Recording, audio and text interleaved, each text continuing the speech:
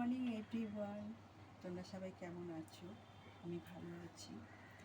তবে কালকে না বেশিক্ষণ ফোন দেখতে পাচ্ছিলাম না, এত গরম লাগছে না। মানে ফোনটা যত মুখের সামনে রাখছি, মানে ফোনের আলো মানে যে তাপটা মুখে লাগছে।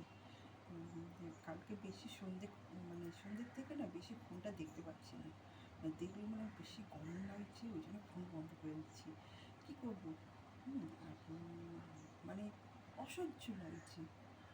কালকে বিচ্ছিরি গরম পড়েছে, আজকেও প্রচণ্ড গরম পড়েছে, জানি না আজকেও কী হবে। তবে কালকে এত অত্যাধিক গরম পড়েছে যে নাজেহাল হয়ে যাচ্ছি।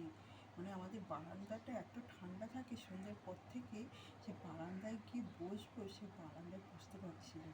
মানে এরকম জিনিসটা হয় না যে সন্ধ্যের পর থেকে না বারান্দায় বসা যায়, বারান্দাটা এতটাই ঠান্ডা হয়ে যায়। সামনে যেহেতু পুকুর রয়েছে, ওই জন্য বারান্দায় বসা যায়। হ্যাঁ, কিন্তু কালকে না বসতেই পারছি না, বাধ্য হয়ে কী করলো, ঘরেই থাকলাম। মানে বারান্দায় কালকে আর বসা হয়নি।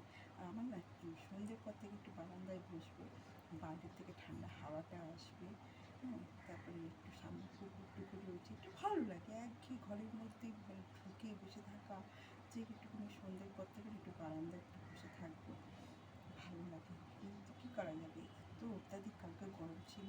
তারপরে ফোনও দেখতে পাচ্ছি না, ফোনটা যে দেখবো, হ্যাঁ, সে মনে হচ্ছে অত্যাধিক গরম লাগছে। ফোনটা মুখের সামনে রয়েছে, ফোনের আলোটা যেন মুখে পড়ছে, আরও বেশি গরম। দেখো এখানে দেখেছো, মানে আমার কী বলতো, বেশি ঘামটা হয় আমার এই মুখ আর গলা, মানে এত অত্যাধিক ঘামে না, কী বলবো, মানে টস টস টস টস করে জল পড়বে না। রান্নাঘরে কাজ করছি, পাখা চলছে, পাখার হাওয়া গায়ে লাগছে না, তো যে গরম।